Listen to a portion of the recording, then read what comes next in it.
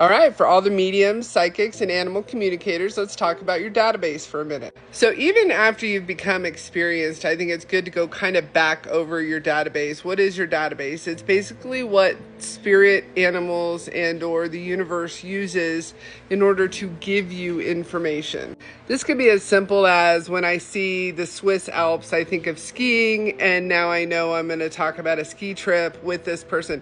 You don't have to tell the person how you got the information. I saw mountains. Sometimes you can. It's really a discernment thing. It's going to be about practice. For example, one time one of the students saw something about Mickey Mouse and she said, so she went Disney, right? Turns out this person had a collection of Mickey Mice.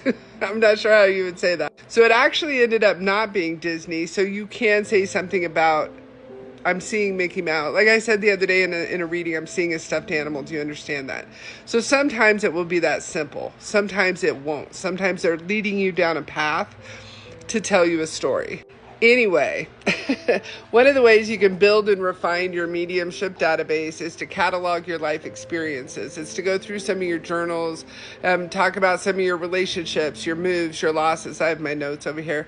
Birth, death, illnesses, wins, cancer symptoms, those type of things. Go through what you've lived and just kind of revisit it in your own mind.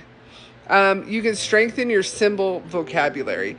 So a lot of people seem to think that once a symbol, I see an orange and it always means XYZ. My symbols change. My symbols change with the reading. They change with the conversation. It depends on what is happening. Am I reading for an animal? Am I doing psychic? Am I doing mediumship?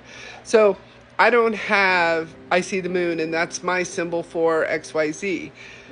It is a symbol, right? A moon is a symbol, a dog is so we have symbols, but I update them literally in real time as I'm doing the reading. So a moon can mean a lot of different things is my point. You really need to get curious about random shit. You need to go down those rabbit holes. You need to find out why there was a penny and a penny loafer way back in the day. You need to find out how people used to do those. When you plug it in and say, this is the operator, you could learn about that. You can learn about trains. You just learn about random various crap. You'll be so surprised how it will come up in readings. Obviously, watch movies and read books. I mean, to me, that's always been research, right? Because I've always been a wannabe fiction writer, excuse me. And I've always been a journalist, and I've just always been fascinated. Honestly, everyone that says, oh, I was born doing this, or this, I usually say I was born asking questions, and that is so true. So movies, books, discovering random shit, that all adds to your database. Expose yourself to more diversity. If you've never been to a winery, go to a winery. If you've never been to a zoo, go to a zoo. If you've never been skiing, take up a new sport, take up a new activity.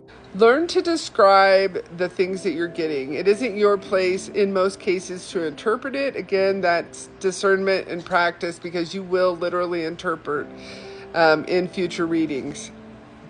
But learning to describe something, because the way you give it the first time may not be the way the sitter understands it. That's where I'm going. So for example, I'm trying to pull something out of the air.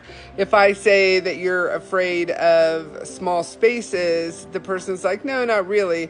And then I say, well, I see an airplane and you're not really cool about being in this small seat on this smaller airplane. Oh yeah, absolutely. So sometimes it's the way you describe the information that you're getting that's going to make the difference. So those are some ways that you can strengthen your database.